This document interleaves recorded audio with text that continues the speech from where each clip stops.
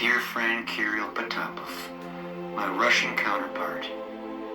There's nobody quite like him, definitely not in America.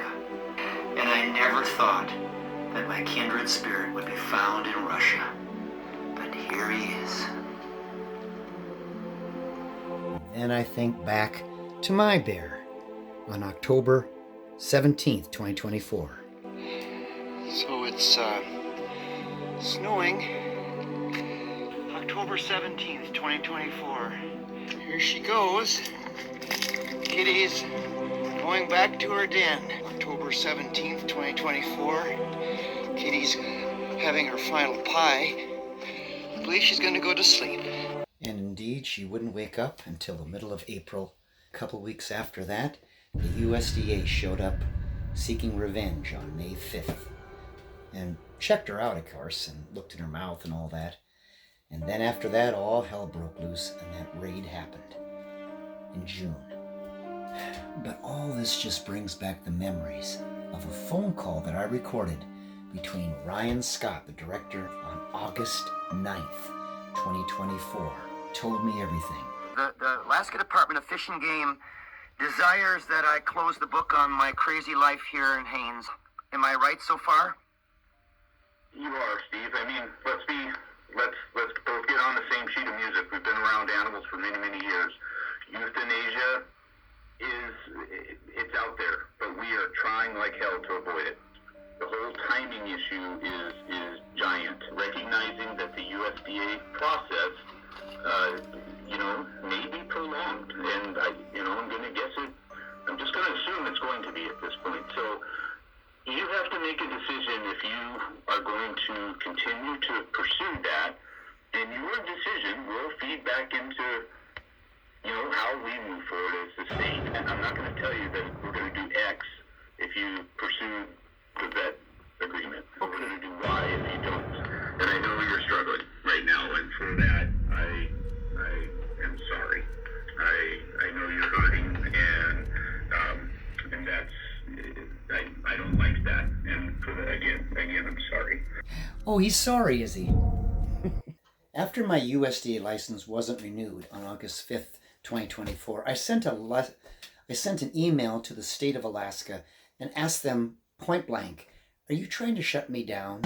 Is this a collusion of some sort?" And this was his reply. Blah, blah, blah, blah, blah, blah. I'll kind of give you a wishy-washy answer. He literally said that. He literally said that. I think it's a fair question, Steve. I, frankly, wouldn't have expected anything else. I'm going to give you a little bit of I guess I'll call it a wishy-washy answer. Wishy-washy answer. He just can't bring himself to say it. He just wishy-washes and dances around the whole point. This is August 9th, 2024. 4 days after my USDA license expired like they planned. But he just can't admit. When I ask them in emails, "Are you trying to shut me down?" He just can't admit it. But he does on August 9th, 2024. He admits the whole thing, the whole plan. How they've been planning this and putting in funding and finding homes and wanting me to help, and they're so sorry. And that's why we've worked with you over the Well, years. get to the point, Ryan Scott. The answer is I don't want you to close, but I do find myself in a place that I hope that you will actually consider calling it good at this point. And I say that with a very heavy, a heavy weight on my shoulders. You see, he wanted me to call it good. And when I didn't, is when a few months later, after I got my USDA license reinstated, they cooked up this animal cruelty bullshit. And that brings me to today, May 16th, 2026, here in Russia, and watching my home fall to pieces back in America. I have learned a lot since this process began with this temporary political asylum. I have to honor the process, and I notice that the date of expiration is the 13th of April, 2027. This temporary political asylum certificate has become a symbol of the charitable nature of the Russians trying to help an American that was screwed over in Alaska. This is what this represents. I don't necessarily need it anymore, I don't think. A lot has happened.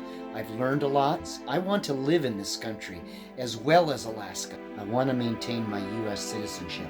I'm an American who's been wrongfully targeted by bullies in our system, and they need to be punished. Oh, do I want to go to court?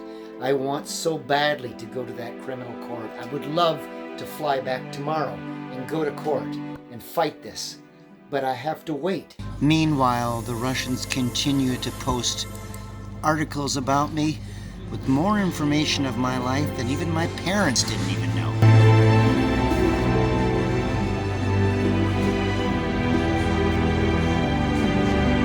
Even the Johnny Carson episode that I was on with Jim Fowler back in 1991, they found that even